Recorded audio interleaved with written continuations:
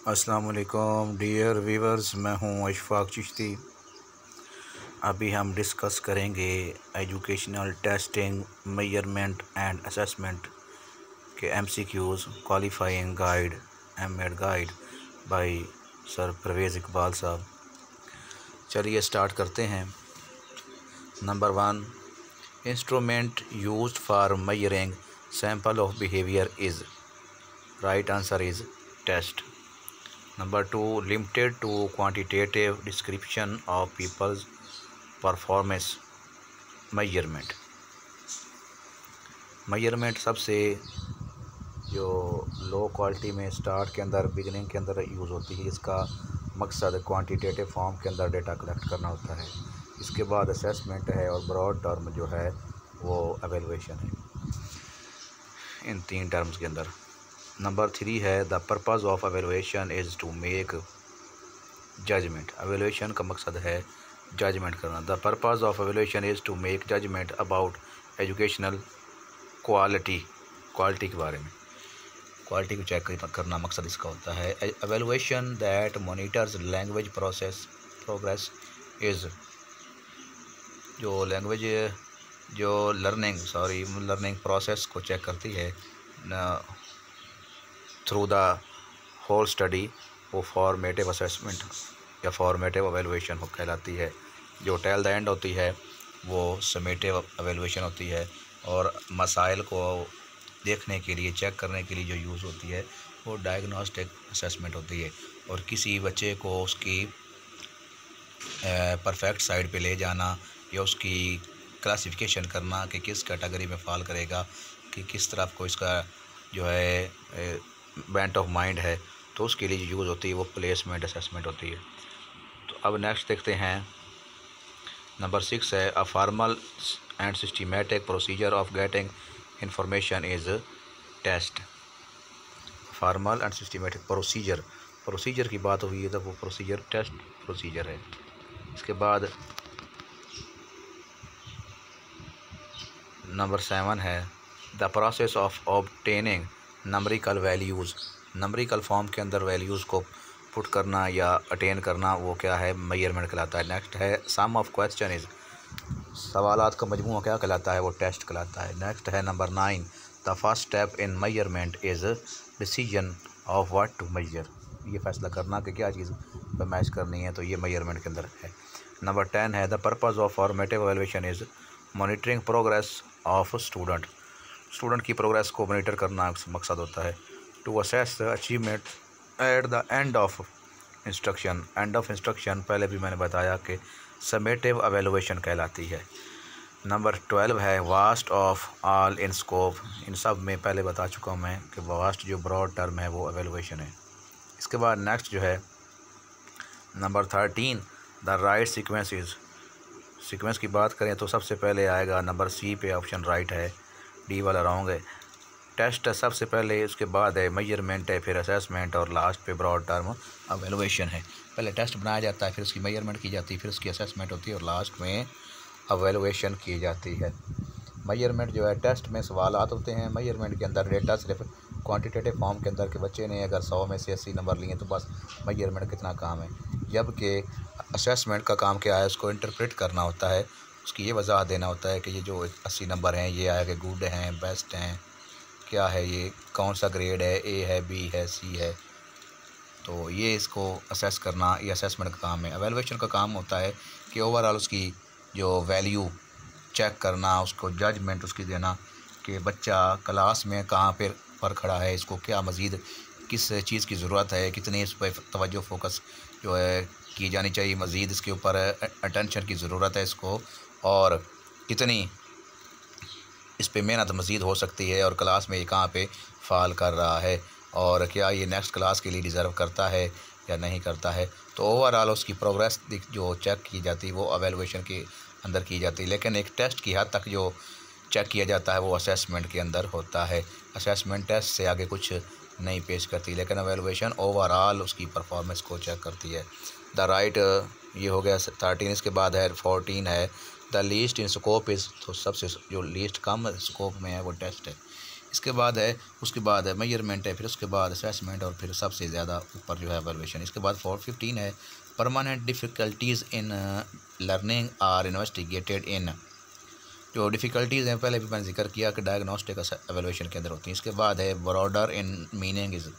Broader क्या है, उसमें एम्स जो है वो इंटरनेशनल लेवल पे, नेशनल लेवल पे जो है वो एम्स होते हैं, और गोल्स जो हैं वो स्कूल लेवल पे या सब्जेक्ट लेवल पे, और ऑब्जेक्टिव्स जो हैं वो क्लास लेवल पे होते हैं जब एक टीचर तदरीस करता है तो उस दौरान। तो ब्रॉड लेवल पे जो हैं वो एम्स हैं, और सबसे जो लो लेवल पे हैं वो या लीस्ट स्कोप में हैं वो ऑब्जेक्टिव्स हैं। ऑब्जेक्टिव्स जल्दी फ़ौरन हासिल हो जाते हैं आफ्टर लेक्चर, जबकि लॉन्ग टर्म में जो है वो एम्स हासिल होते हैं। नेक्स्ट 17 नंबर है procedure use to determine person's abilities is maximum performance test. Performance test जो है ये पर्सनैलिटी को, पर्सन की एबिलिटीज़ को चेक करने के लिए कितना वो डेवलप्ड हुआ है अपनी नॉलेज की को गेन करने में, तो उसकी एबिलिटीज़ को चेक करना कि कितना वो कैपेबल है, तो उसके लिए हम मैक्सिमम परफॉर्मेंस टेस्ट यूज़ करते हैं। नंबर 18 है the purpose of evaluation is to. Evaluation का मकसद होता है, नंबर ए है make judgement about the quality of something. Judgement का जब आएगा ऑप्शन या वैल्यू, जजमेंट वर्ड इसके लिए यूज़ होता है जो राइट होता है। नंबर 19 है a norm reference test comparison is between individuals आएगा। अफराद के दरमियान मुकाबला होता है, जैसे पीपीएससी का एग्ज़ाम में जो टॉप में आते हैं लड़के वो आगे निकल आते हैं, उसमें मार्क्स नहीं देखे जाते, जबकि क्राइटेरियन रेफरेंस टेस्ट के अंदर एक क्राइटेरिया सेट किया जाता है कि 33 मार्क्स लेने हैं, नंबर लेने हैं, या 40 मार्क्स लेने हैं, 40 नंबर लेने हैं, या 60 लेने हैं, तो वो क्राइटेरिया उसमें सेट होता है। जबकि यहाँ पे नॉर्म रेफरेंस टेस्ट के अंदर ये नई चीज़ होती है, उसमें इंडिविजुअल्स का आपस में कंपैरिजन होता है। नेक्स्ट है number 20 in which question marking will be more reliable. Multiple choice question जो हैं वो इजी होते हैं मार्किंग के लिए। Facility value of less than 0.20 means item is difficult. अगर 30 और 70 के दरमियान होगा तो वो सूटेबल होगा, अगर 70 से ऊपर होगा 0.70 से तो फिर इजी होगा, लेकिन अगर 20 से कम होगा या 30 से कम आएगा तो फिर वो डिफ़िकल्ट होगा, वेरी डिफ़िकल्ट में आएगा, डिफ़िकल्ट में आएगा। नेक्स्ट है objective type question have advantage over essay type because the questions are easy to mark. उनको उनकी मार्किंग करना आसान होती है, इसलिए ऑब्जेक्टिव टाइप को प्रेफरेंस दी जाती है। Next discrimination value of more than 0.4 means item is acceptable. Item is acceptable. Test involving the constructions of certain patterns or solving problem in terms of concrete materials are called performance test. Performance test. Next है number 25 in multiple choice item that stem of the item should be meaningful होना चाहिए। Stem जो है statement वो बामकसद होनी चाहिए, meaningful होनी चाहिए, बामानी होनी चाहिए।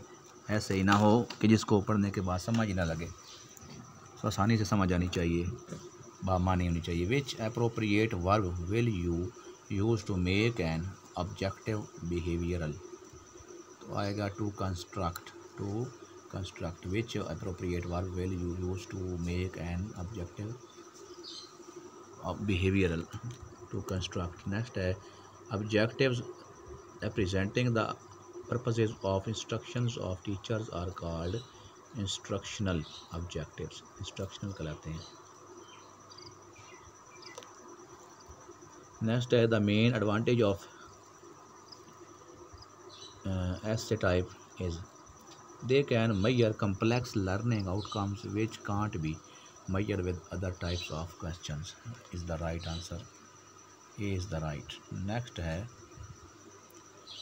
29 है running description of active behaviour of a student observe by the teacher is anecdotal record. Anecdotal record के अंदर उसकी ओवरऑल जो एक्टिविटीज़ वो परफॉर्म कर रहा था, उसका बिहेवियर, किसी के साथ अगर वो रूड था या उसने उसका बिहेवियर अच्छा था या किसी के साथ उसने अगर लड़ाई कर दी, कोई झगड़ा किया या कोई और ऐसी एक्टिविटी की इसके अंदर उसकी शख्सियत सामने आई कि उसका कैसा करैक्टर है, तो वो एनेक्डोटल रिकॉर्ड के अंदर एनुअल बेसिस पे एंट्री की जाती है। और वो ये आसान रहता है आने वाले टीचर के लिए कि उसका करैक्टर परख सकता है एनेक्डोटल रिकॉर्ड को देखने के बाद इसने क्या क्या कारनामे सर अंजाम दिए। नेक्स्ट है 30 a test very popular with classroom teacher is, तो वो है multiple choice question, multiple choice test जो है। नेक्स्ट 31 है frequently use tool of summative evaluation are test. Next है which of the following statement is criterion reference interpretation. Arshad can state Newton law, second law of motion.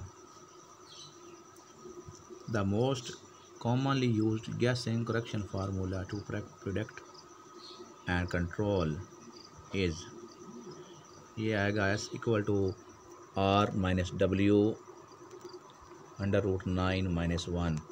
इसका मतलब ये है s mean sum of equal, next r है right answer minus उसमें w का मतलब है रॉन्ग आंसर, डिवाइडेड n से मुराद है total number of total questions, उसमें से -1 जो है वो माइनस कर देना है। तो 1 माइनस करने से n से मुराद है कि कितने किस्म के ग्रुप बनाए गए थे, कितने किस्म के इसमें सवालात के जवाब देने वाले थे। तो अब जैसे कि वो राइट और रॉन्ग 2 बनती हैं तो उसमें 2 - 1 हो जाएगा। तो इस तरह से वो इसको डिवाइड करने माइनस करने के बाद डिवाइड किया जाएगा, फिर इस तरह से आंसर इसका निकल आएगा। The summative evaluation is certifying judgement,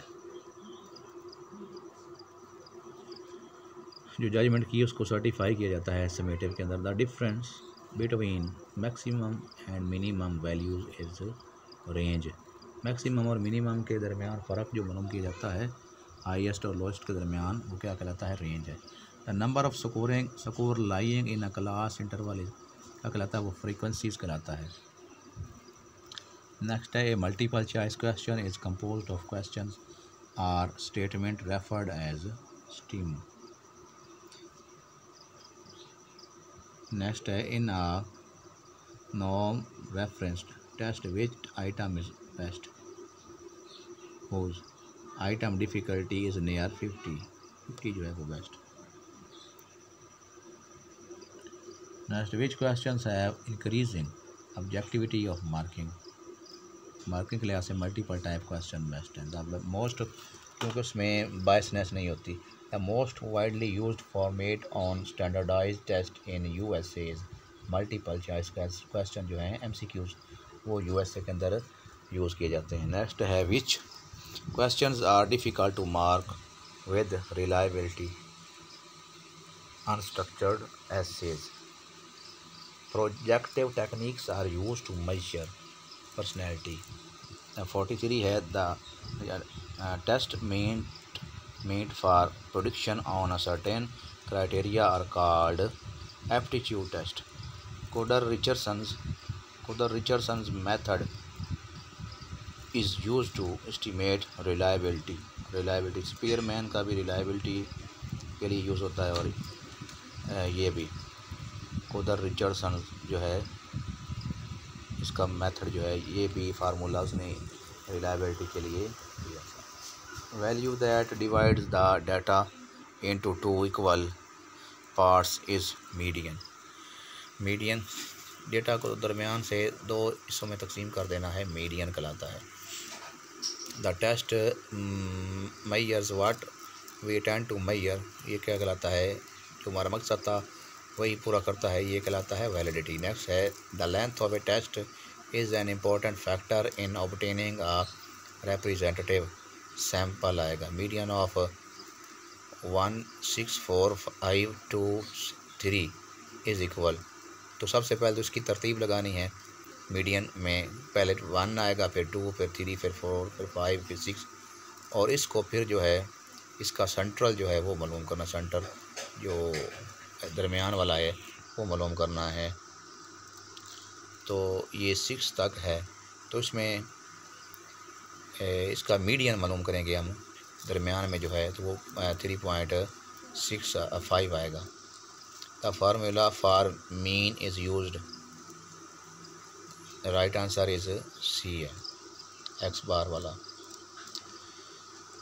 next है 50, the test made to compare the performance of student with other student is called norm reference test. पहले भी डिस्कस हो चुका है। Summative evaluation is used at the end of the programme. Next है 452 है the appearance of normal curve resemble with. Normal curve जो है वो इसकी शक्ल होती है बेल नुमा, बेल की शक्ल होती है। The alternative name of table of specification is test blueprint कहते हैं इसको। Table of specification helps in test development, test बनाने में इसका इस्तेमाल होता है। The purpose of table of specification is, ये सारे इसके मकसद हैं to develop integration between objectives and contents, to develop a balance test, to help the teachers for sampling question from all content. All are right answers, D is right. 56 है table of specification is prepared by developing list of instructional objectives, preparing the draft of course content, preparing two-way chart. Right answer is D, all above. The supply type test item is, तो ये completion items है, खाली जगह पुर करना, तो इसका D जवाब है। Alternative response item is, ये क्या कहलाते हैं, इनके नेक्स्ट तीनों नाम हैं, ट्रू फॉल्स भी कहलाते हैं, राइट रॉन्ग और करेक्ट इनकरेक्ट भी कहलाते हैं। डी ऑप्शन राइट है। How many columns matching items have, 2 column होते हैं। नेक्स्ट 60 है the item in the column for which a match is sort is, वो प्रीमिसेस कहलाता है। प्रीमाइज होता है जो एक साइड पे ज़्यादा एम सी अपना हो, कॉलम द प्रीमिसेस कहलाते हैं। तो जो लेफ़्ट साइड पे होता है, फिर राइट के अंदर उसका हमने आंसर तलाश करना होता है, लेफ़्ट साइड वाला जो है वो प्रीमाइज कहलाता है। Identifying relationship between two things in demonstration by matching item. Next है यानी कि मैचिंग है, हम जब दूसरे में जवाब तलाश करते हैं तो वो मैचिंग है। The statement of problem in MCQs is, stem कहलाती है जो स्टेटमेंट दी जाती है। नीचे 4 ऑप्शन होते हैं, 4 या 5, तो ऊपर वाली जो स्टेटमेंट उसको स्टिम कहते हैं, statement. The list of suggested answer in MCQs is all above कहलाते हैं। अल्टरनेटिव्स भी कहलाते हैं, चॉइसेस या ऑप्शंस कहलाते हैं, जो नीचे 4 ऑप्शन दिए होते हैं। The correct option in MCQs is, जो सही जवाब होता है उसको हम आंसर कहते हैं। The incorrect option in MCQs are, क्या कहलाते हैं, वो डिस्ट्रैक्टर कहलाते हैं। B is right. नेक्स्ट है the most widely applicable test item is, MCQs ज़्यादा इस्तेमाल होता है, MCQs type test. The type of ऐसे item in which contents are limited in, content जिसमें लिमिटेड होता है वो रिस्ट्रिक्टेड रिस्पॉन्स टेस्ट होता है, इसमें मखसूस अल्फाज देने होते हैं ऐसे आइटम, और जो एक्सटेंडेड रिस्पॉन्स होता है उसमें मर्ज़ी से राइटर लिख सकता है। नेक्स्ट है the ability to select, organise, integrate and evaluate ideas is demonstrated by extended response test के अंदर ये सारे मामलात होते हैं कि अपनी मर्ज़ी से जितना चाहे वो लिख सकता है, उसके ख्यालात को आगे जोड़ सकता है, बढ़ा सकता है, डिमॉन्स्ट्रेट कर सकता है। नेक्स्ट है the score of students getting 70 correct and 30 incorrect answer in true false item by applying guessing correction formula will be। तो यहाँ पे पहले बताया जा चुका है कि इसमें वही फार्मूला अप्लाई होगा कि ऐसे लिखेंगे equal to R-W under root, हम लिखेंगे N-1 लिखेंगे, तो उसमें जो R है वो आएगा 70 माइनस 30, 40 हो गया, डिवाइडेड बाई, तो ये 2 किस्म के हैं, राइट और रॉन्ग, तो डिवाइडेड बाई 2 माइनस 1, 2 में से 1 निकाला तो 1 बच गया, तो 40/1 है, तो 1 ही बटा में कोई वैल्यू नहीं होती, तो इसलिए 40 इसका राइट आंसर इस तरह से आता है। नेक्स्ट है the score of a student getting 70 correct and 30 incorrect answer in MCQs item having 4 options by applying guessing correction formula will be 40। Next है इसमें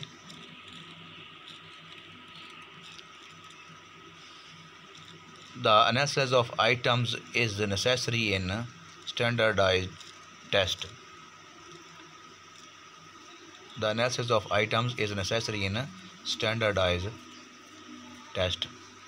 स्टैंडर्डाइज टेस्ट वो होता है जो इसको एक्सपर्ट्स बनाते हैं, जबकि टीचर में टेस्ट जो होता है वो टीचर क्लास के अंदर बनाता है। तो स्टैंडर्डाइज टेस्ट जो है ज़्यादा वैल्यूएबल है और ज़्यादा मोस्टली यूज़ किया जाने वाला टेस्ट है। Which one is not the type of test by purpose. By purpose ये टेस्ट टाइप जो है ऐसे टाइप ये नहीं है, बाई पर्पज़ ये टेस्ट नहीं कहलाएगा। ये बाई ईज ऑफ कंस्ट्रक्शन इसकी टाइप है। नेक्स्ट है the type of test by method is, method के लिहाज से जो है वो ऑब्जेक्टिव टाइप टेस्ट इसका नाम है, इसका standard objective type test. Next है students performance test is compared with other students. Norm reference test के अंदर बच्चों के साथ ही कंपेयर किया जाता है कि उनमें से कौन से नंबर ज़्यादा लेने वाला बच्चा है।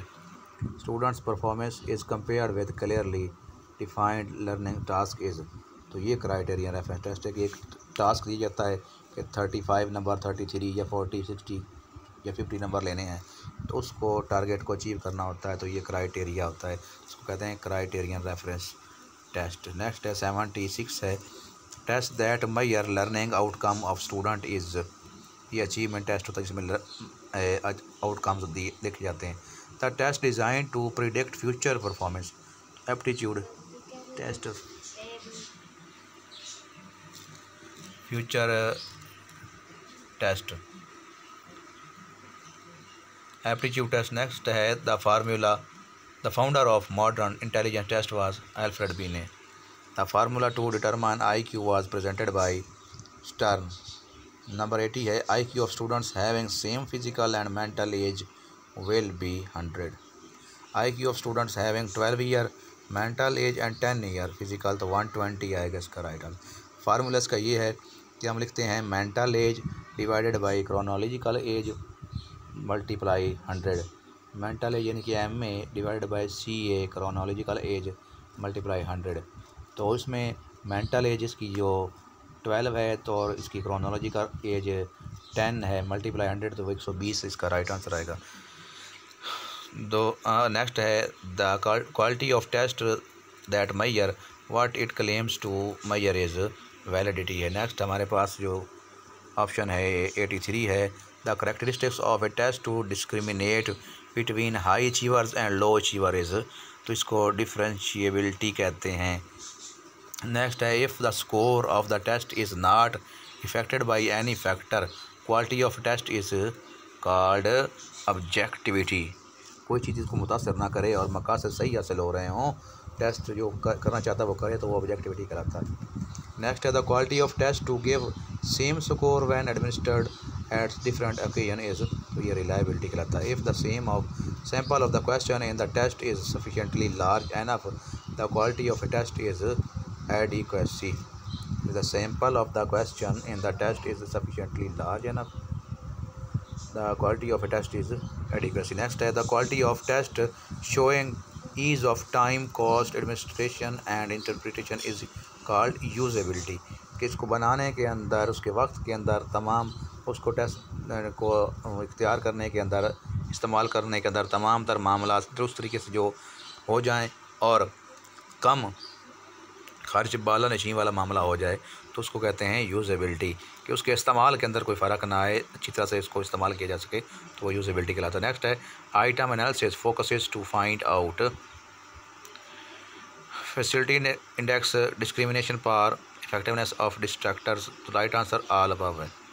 नेक्स्ट है फैसिलिटी इंडेक्स या difficulty level of an item determines ease और डिफ़िकल्टी, यानी मुश्किल या आसान है आइटम, ये चेक करने के लिए फैसिलिटी इंडेक्स का यूज़ किया जाता है।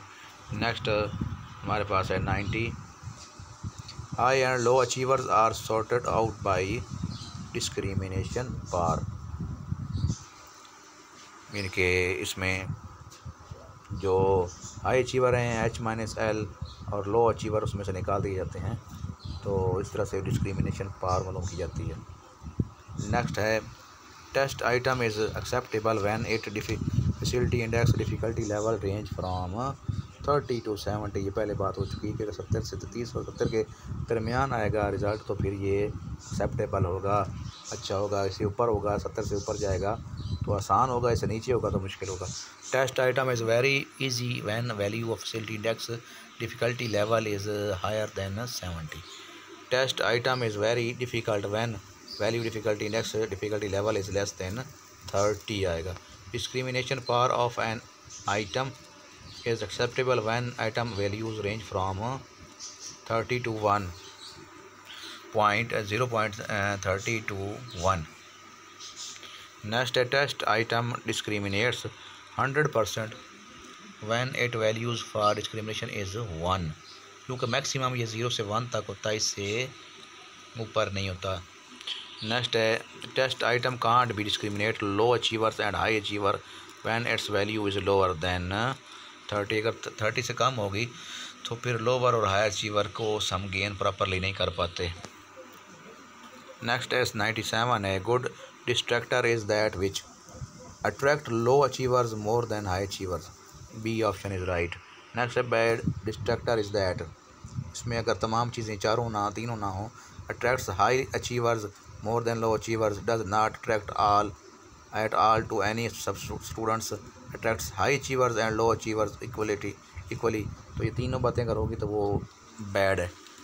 नेक्स्ट है the type of interview when interview is one, तो वो होता है अगर इंटरव्यू लेने वाला, the type of interview when interview is one, अगर इंटरव्यू इनके देने वाला एक हो तो वो इंडिविजुअल इंटरव्यू कराता है, अगर इंटरव्यू लेने वाला एक हो तो वो सिंगल इंटरव्यू कराता है।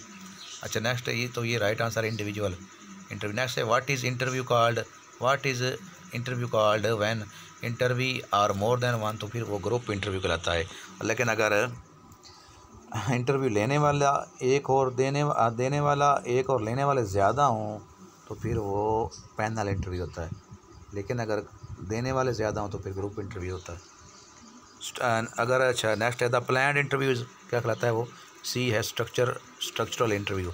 नेक्स्ट है 102 discussion is concentrated on one problem, क्या है फोकस्ड इंटरव्यू होता है जो एक मसले पर बहस करे। The collection of productive work call to evaluate the performance of situation student is portfolio. Collection of productive work बच्चों का जो उन्होंने काम किया होता है, वर्क किया होता है, जो उनकी अटेनमेंट होती है, जो भी उन्होंने अचीवमेंट की होती है, वो सब क्या कहलाती है, उस एक पोर्टफोलियो के अंदर उसको इंटर किया जाता है, तो वहाँ से चेक किया जाता है। और इसकी आगे एग्ज़ाम है, एक वर्किंग पोर्टफोलियो होता है और एक शो केस पोर्टफोलियो होता है। शो केस के अंदर उसकी ख़ास स्पेसिफिकेशंस और उसकी अचीवमेंट होती हैं, जैसे कोई प्राइज़ वगैरह मिले, उसने कोई पोजीशन ली, और बाकी जो है वर्किंग पोर्टफोलियो के अंदर उसके ओवरऑल परफॉर्मेंस होती है, जितने भी उसके आम क्लास के अंदर या बाहर को टेस्ट हुए तो उसमें उसकी परफॉर्मेंस उसमें इंटर की जाती है। नेक्स्ट है 104 है the type of marking and reporting system is, तो ये सारी इसकी टाइप्स हैं। ट्रेडिशनल मार्किंग टाइप है, पास फेल है, लेटर टू पेरेंट्स है। नेक्स्ट है what is the average of 20, 21, 22, 23, तो वो है इसकी सबसे पहले एवरेज हमने निकालनी है, तो जितने ये हैं उनके ऊपर इनको डिवाइड कर देना है। तो ये 4 हैं हमारे पास वैल्यूज़ हैं, 20 है, 21, 22 और 24। इन चारों को जमा करने के बाद इनको इनके नंबर पे डिवाइड करेंगे तो हमारे पास वो उसकी एवरेज निकल आएगी। नेक्स्ट है what is the mode of 5, 6, 3, 5, 7, 2, 5, 2। Mode का मतलब क्या है कि जो चीज़ बार बार रिपीट हो रही हो तो वो उसका मोड कहलाता है। 7 2 बार आया लेकिन 5 3 बार आया तो 5 ये हमारा मोड है। What is the median of 3, 4, 5, 7, 1, 9, 2, 6, 8। पहले तो इसको तरतीब में लगाएं आप, 1, 2, 3, 4 इस तरह से 5, 9 तक लिखें, फिर इनके दरमियान वाला ढूंढें तो वो 5 है। 4 एक तरफ दरमियान में 5, तो मीडियन इसका 5 है। नेक्स्ट है what is the median of 1, 6, 4, 5, 2 and 3, तो ये है 3.3 5। अगर ये ताक के अंदर हो तो फिर तो आसान है, तरतीब लगाने के बाद दरमियान वाला ढूंढ लेते हैं। अगर जुफ्त के अंदर हो तो फिर उनको हम जमा करने के बाद 2 पे डिवाइड करते हैं। तो इस तरह से फिर वो दरमियान वाली दो जो दरमियान वाले 2 हिस्से होते हैं ना, जैसे कि फ़र्ज़ करें ये अगर हम 1 2 3 4 5 6 करते हैं, तो 1 2 के बाद 3 और 4 जो है इनको हम जमा करेंगे तो बन जाएगा 7। 7 को हम 2 पे डिवाइड करेंगे तो 3.5 बनेगा, जब अगर जुफ्त में हो यानी कि ईमान के अंदर हो। लेकिन अगर ऑड नंबर हों, ताक हों, तो फिर तो मसला ही कोई नहीं, आधे एक तरफ दरमियान वाला जो है वो मीडियन होता है। नेक्स्ट है item with difficulty index of 5 is, तो अगर 5 है तो फिर डिफ़िकल्ट है। Quality of a test to give same score at 2 time is called reliability, अगर एक जैसा स्कोर आ रहा है तो फिर रिलायबिलिटी है। अच्छा नेक्स्ट है अल्फ्रेड बी ने major contribution was testing in the field of mental, ये टेस्ट के इसने मेंटल एबिलिटी के लिए टेस्ट बनाया था, तो ये मेंटल इसका लिंक है, मेंटल से था। नेक्स्ट है 112 है the series which divides the distribution in 2 equal half is called median, 2 दरमियान में हिस्सों को बांट देना तो मीडियन कहलाता है। नेक्स्ट है the score in a distribution which has maximum frequency is called mode, जो बार बार रिपीट होती है फ्रिक्वेंसी वैल्यू रिपीट होती है तो वो क्या कहलाती है, मोड कहलाती है। जैसे लास्ट पीछे एक था कि 5 बार बार आ रहा था तो 5 था। Accuracy of measurement is called, measurement जो बार बार एक कैसी आ तो रिलायबिलिटी होती है। Which type of test ends to have the lowest reliability, वो है ऐसे टाइप। रिलायबिलिटी ऐसे टाइप के अंदर हर दफ़ा नंबर मुख्तलिफ आएंगे। Most of the test used in our schools are, achievement test होते हैं नंबरों के लिए स्कूलों के अंदर जो यूज़ होते हैं। Dash involves professional judgement of the value are worth of measurement performance, तो क्या है वो एवेलुएशन है। नेक्स्ट है the term evaluation usually covers students performance, teachers performance, instructional performance, अमूमन जो है वो तमाम ओवरऑल जो परफॉर्मेंस चेक की जाती है। The term evaluation usually covers student performance, teacher performance, instructional performance, तो एवेलुएशन सभी के लिए इस्तेमाल होती है। हम टीचर की भी परफॉर्मेंस चेक करते हैं और कि उसने कैसे पढ़ाया और जो इंस्ट्रक्शन उसको दी गई वो किस तरह की थी, उसका क्या नतीजा निकला, और स्टूडेंट्स की जो है परफॉर्मेंस को भी चेक किया जाता है एवेलुएशन की मदद से। Multiple choice questions provide a broad sample of content, कि बहुत सारा कंटेंट इससे कवर हो जाता है मल्टीपल चॉइस से। नेक्स्ट है बहुत ज़्यादा सिलेबस कवर कर सकते हैं, क्योंकि अगर ऐसे टाइप होंगे तो 5-6 सवाल होते हैं, जबकि इसके ऊपर हम 100 क्वेश्चन बना सकते हैं, पूरा ब्रॉड एरिया हम कवर कर सकते हैं। नेक्स्ट है norm reference test are design to bring people, norm reference test जो है लर्निंग, एफर्ट, नॉलेज, अचीवमेंट के लिए आएंगे। Reliability is concern with the consistency of students, कि बच्चे एक जैसा परफॉर्म कर रहे हैं तो ये रिलायबिलिटी है। नेक्स्ट है project is concern with practical work होता है प्रोजेक्ट। नेक्स्ट है dash is calculated by adding all the scores in distributions and then dividing that sum by the numbers of scores, तो वो क्या कहलाता है, मीन कहलाता है। तमाम जो वैल्यूज़ हैं उनको एक जगह पे पुट करके उनको उनकी तादाद पे डिवाइड कर देना, तो इससे हम मीन निकालते हैं। The primary determinant of the grade is the dash of students performance, primary determinant of grade is performance check करने के लिए ग्रेडिंग की जाती है। And ability test includes achievement, aptitude and intelligence. And ability test includes, ability test के अंदर हम achievement check करते हैं एबिलिटी में, और एप्टीट्यूड के चेक करते हैं किसका रुझान किधर, और इंटेलिजेंस को चेक करते हैं। We use simulation as a teaching techniques in performance test, performance test के अंदर सिमुलेशन का यूज़ होता है। इसके बाद है the main purpose of classroom testing is comparing students performance. Next है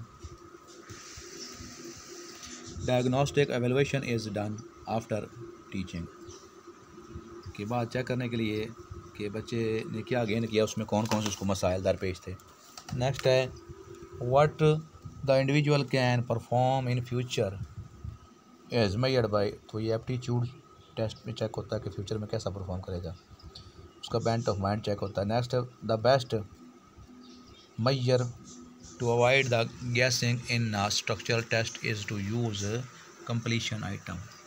गैसिंग से बचने के लिए कि कोई चीटिंग ना करे तो कंप्लीशन टाइप टेस्ट बेस्ट है। इसके बाद है the first and the most important step in making a test is defining objectives. Objectives पहले बनाना, ये सबसे अहम है।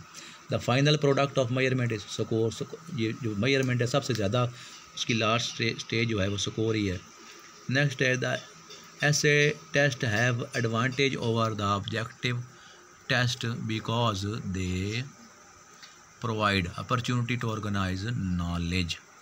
ऐसे टाइप के अंदर हम उसको ऑर्गेनाइज करते हैं अपने नॉलेज को, जैसे चाहते हैं उसको दलील के साथ बात को वाज़ेह करते हैं। नेक्स्ट है the basic function of educational measurement is to find out students achievement. If criteria 135 if criteria reference test is reliable then scores from test are consistence. Reliability के अंदर कंसिस्टेंसी पाई जाती है। 135 है construct validity is established through logical analysis. Construct validity is established through logical, एक sequence होना चाहिए। The standard error of measurement is a measure of variability क्या इसमें क्या अख्तलाफ पाया जाता है, ये चेक होता है। नेक्स्ट है which of the following is not a strength of a multiple choice item. Which of the following is not a strength of multiple choice item, तो वो है effective testing of higher cognitive level. Next है when constructing multiple choice items it is best to make all options of same length. एक जैसी length के option होने चाहिए। Next है use of many selected responses in a test can provide good objectivity। Use of many selected responses in a test can provide good objectivity। Next है 141 है variation in the scores of an individual from time to time could be best judged by reliability techniques of test retest। जो test एक बार लिया गया फिर दोबारा लिया गया इसको टेस्ट रीटेस्ट रिलायबिलिटी कहते हैं। नेक्स्ट है the most significant advantage of true false item is wide sampling. Next है the improvement of scores on a post test after having the pre test the threat affecting the result is preferred as instrumentation. The most comprehensive term used in the process of educational testing is called evaluation। The most comprehensive term used in the process of educational testing सबसे जो broad term है वो evaluation है। Monitoring the outcomes with reference to the objectives the term used is called evaluation। Learning difficulties during instruction can be checked with the help of evaluation type called diagnostic. कोई मसाइल दरपेश हैं तो वो diagnostic test से check होते हैं। Test design to measure the number of items and individual can attempt correctly in a given time is refer type of test. जब टाइम की बात होगी तो फिर स्पीड होता है। जब मटेरियल ज़्यादा हो और टाइम की लिमिट ना हो तो फिर क्या है, पावर टेस्ट होता है। Test design to measure the learning during specific time of an individual is referred test type of। यहाँ पे ना था नॉट स्पेसिफिक टाइम स्पेसिफाई नहीं होता यहाँ पे, तो वो पावर टेस्ट होता है। वरना वो अगर टाइम स्पेसिफाई कर दिया तो फिर वो स्पीड टेस्ट हो जाता है। 27% of the papers with the highest score lowest score 10%। When H यानी हाईएस्ट 8 है और लोवेस्ट 3 है for test item number 10, what is the index of difficulty for item number 10, तो वो है 0.55।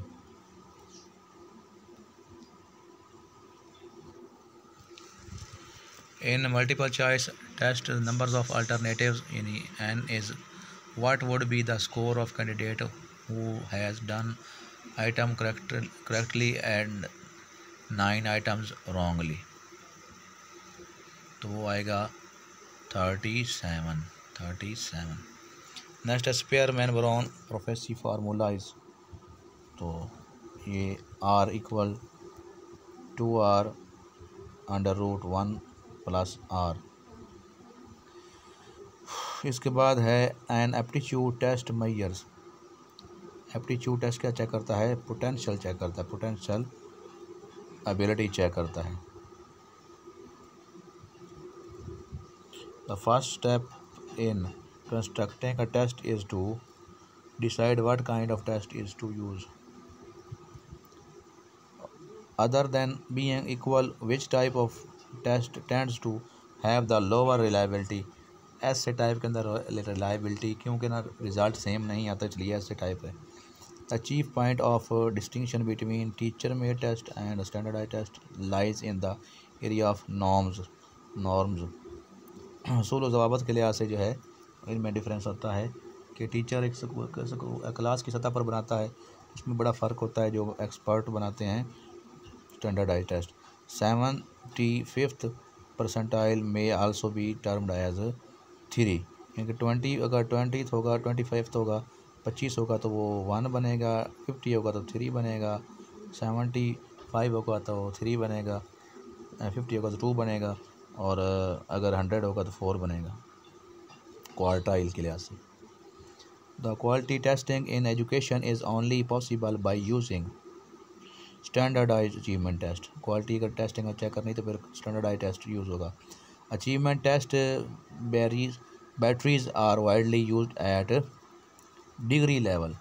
जो अचीवमेंट टेस्ट बैटरीज हैं, बैटरी टेस्ट कौन से होते हैं कि जो एक टाइम के अंदर मुख्तलिफ एक या एक से ज़्यादा टेस्ट जो है या सब टेस्ट एक बंदे के लिए एक वक्त में बनाए जाते हैं, तो उसको बैटरी टेस्ट कहते हैं।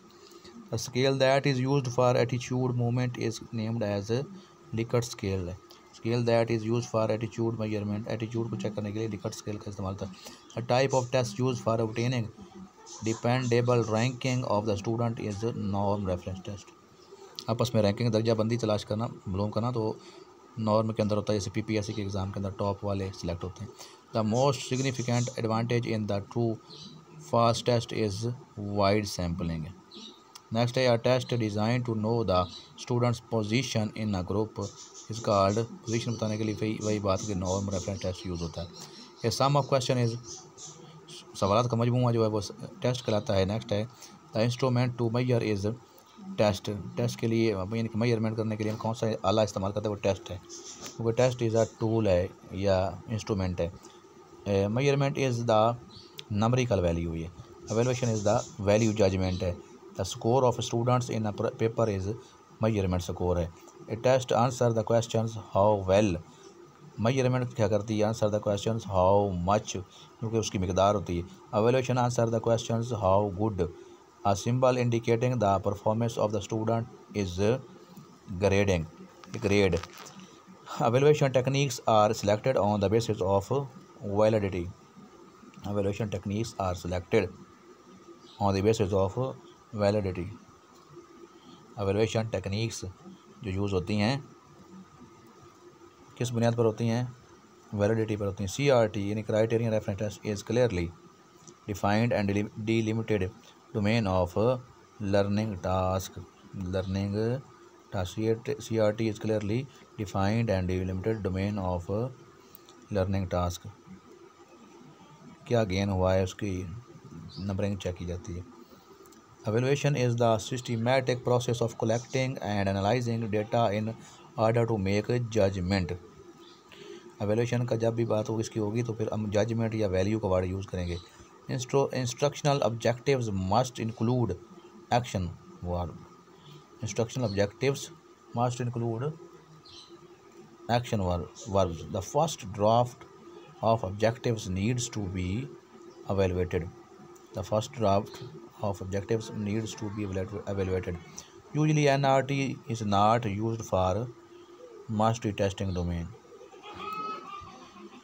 Example of psychomotor domain is that student perform an experiment. Psychomotor के अंदर परफॉर्मेंस होती है। कोग्निटिव डोमेन के अंदर सोचो विचार होता है, और अफेक्टिव डोमेन के अंदर उसका करैक्टर, उसके एटीट्यूड्स वगैरह को जज किया जाता है। नेक्स्ट है 179 ability to develop a life style based upon the preferred value system is characterising. Value system की बात होती है तो किरदार साजी की बात हो रही है, तो करेक्टराइजिंग आएगा। वैल्यूइंग का मतलब तो है कि वैसे वैल्यू देना, उसकी अहमियत जानना, लेकिन करेक्टराइजिंग की बात होगी तो फिर किरदार साजी होगी। लाइफ स्टाइल के अंदर जो हम प्रेफरेंस देते हैं वैल्यूज़ को, तो वो किरदार साजी कराती है। Example of cognitive domain is describe A topic. Describe करना, जो चीज़ें बनाने वाली हैं, टाइप करने वाली हैं, तो वो सारी की सारी क्या हैं, साइकोमोटर डोमेन है। इसके बाद 181 है at the highest level of hierarchy is evaluation है। इसके बाद students can design a laboratory according to certain specification in which category of objective. तो सिंथेसिस है, एनालिसिस के अंदर उसको डिवाइड किया जाता है हिस्सों में, और सिंथेसिस के अंदर जोड़ा जाता है। The number of domains in taxonomies of educational objective is 3 domain है, कोग्निटिव, अफेक्टिव और साइकोमोटर। नेक्स्ट है 184 the highest level of cognitive domain is evaluation है, डी ऑप्शन राइट है। The process of determining the value और worth of the analysis is evaluation है। Next है educational objectives have been divided into 3 domains. Next है taxonomy of educational objective was presented इन 1956 1956 में Bloom ने इसको पेश किया था कोग्निटिव डोमेन को। The classification of cognitive domain was presented bye Benjamin Bloom. Next है कोग्निटिव डोमेन हैव 6 सब ग्रुप्स हैं, इसके 6 ग्रुप्स हैं। इसके बाद है the lowest level of learning in cognitive domain is knowledge. सबसे पहले नॉलेज है, वो लोवेस्ट लेवल है, इसके अंदर बच्चा सिर्फ जानता है, उसको याद कर लेता है। The highest level of the learning in cognitive domain की जो सोचो विचार पर, माइंड पर मुश्तमिल है ये डोमेन, इसमें हाईएस्ट लेवल जो है एवेलुएशन का है। The right sequence of the sub group of cognitive domain is, right sequence इसमें क्या है, knowledge comprehension, application, analysis, synthesis और एवेलुएशन। इसके ऊपर पूरी वीडियो मेरी मौजूद है, अगर आप डिटेल के साथ जाना चाहते हैं, स्टेप बाय स्टेप इसको एक्सप्लेन किया गया अच्छे अंदाज में, आप वहाँ से इसको चेक कर सकते हैं, जो लेक्चर मेरे मौजूद हैं उनके अंदर ही है, क्योंकि यहाँ पे फिर टाइम ज़्यादा हो जाता है इसलिए इसको ज़्यादा एक्सप्लेन नहीं किया जा रहा। Knowing, memorising and recalling is concern with knowledge है। To grasp the meaning of material is comprehension है। To use previous learn material in new situation application है। To break down material into components, तो ये क्या है, analysis है। To put ideas together, ये क्या है, सिंथेसिस है। नेक्स्ट है to know the worth of और वैल्यू मटेरियल, तो क्या है, एवेलुएशन है ये। The intellectual skill are reflected by cognitive, intellectual का माइंड से तल्लुक़ है तो ये कोग्निटिव डोमेन है। एटीट्यूड, वैल्यूज़, इंटरेस्ट, ये किससे हैं, ये इफेक्टिव डोमेन से हैं, इसके अंदर रवैयों के बारे में बात की जाती है। Which domain concern with the physical and motor skill, तो ये साइकोमोटर डोमेन है। नेक्स्ट 202 है the focus of cognitive domain is intellectual skills पर होता है इसका फोकल ऑफ, क्योंकि कोग्निटिव डोमेन का तल्लुक़ माइंड से है तो ये इंटेलेक्चुअल का तल्लुक़ भी इनके माइंड से होता है, इंटेलेक्ट कहते हैं माइंड को, तो ये दिमागी सलाहियतों के बारे में है। नेक्स्ट है 203 है the affective domain was classified by Krathwohl ने 1964 के अंदर इसको पेश किया था। Affective domain is divided into 5 step के अंदर इसको डिवाइड किया था। Lowest level of learning is in effective domain is attending है या रिसीविंग, इसको भी कहते हैं अटेंडिंग है। Which is placed at the highest level of learning in effective domain, वो है करेक्टराइजेशन है। नेक्स्ट है right sequence order of the sub group of the affective domain, क्या है, वो है अटेंडिंग पहले, फिर रिस्पॉन्डिंग है, यानी कि अटेंडिंग है, रिसीविंग है, फिर रिस्पॉन्डिंग है, फिर वैल्यूइंग है, फिर ऑर्गेनाइजिंग है, ऑर्गेनाइजेशन है, फिर करेक्टराइजेशन लास्ट पे। इसके बाद है willingness to attend to particular phenomena is attending है, ख्वाहिश ज़ाहिर करना किसी चीज़ में शामिल होने की, तो वो अटेंडिंग है। नेक्स्ट है विच सब group of affective domain focus on active participation is responding, participate किया जाता है इसमें तो वो रिस्पॉन्डिंग है। नेक्स्ट है bringing together different values into a consistent values is organising, values को आपस में शामिल करना और उन पर अमल पैरा होना क्या कहलाता है, ऑर्गेनाइजेशन है। Affective domain focus on adaptation of values system as a part of life style is, life style के तौर पर उनको अडाप्ट कर लेना क्या कहलाता है, करेक्टराइजेशन कहलाता है, उनको अपने ऊपर लागू कर रहे हैं ना वैल्यूज़ को। नेक्स्ट है psychomotor domain was classified by Simpson ने 1972 के अंदर इसको पेश किया था। सबसे पहले 1956 में है, तो उसके अंदर 8 जमा करें तो 1964 है, तो उसमें 8 जमा करें तो 1972 बनता है। 8 के गैप से ये 8 साल के गैप से ये आगे चलती है। पहले को बेंजामिन दिया 1956 में, फिर 1962 में क्राथहोल ने, फिर 1972 में सिम्पसन ने साइकोमोटर डोमेन दी। इसके बाद effective domain was divided into sub groups by Krathwohl in 1964। इसके बाद है psychomotor domain was divided by Simpson in 7 group, पहली 6 के अंदर, दूसरी 5 में, फिर तीसरी 7 के अंदर, 7 ग्रुप्स के अंदर, सब ग्रुप्स के अंदर डिवाइड है।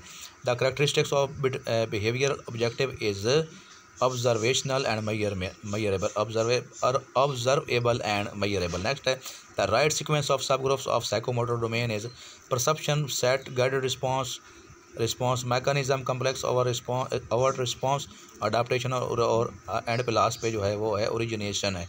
7 स्टेप्स के अंदर इस तरह से A option is right. Next है objective related to affective domain is students values honestly, इन अखलाकियात के बारे में है ये अफेक्टिव डोमेन के अंदर, तो सी राइट है। नंबर 118 है bringing together scientific ideas to form a unique ideas, क्या है सिंथेसिस है, जोड़ना चीज़ों को, सिंथेसिस है।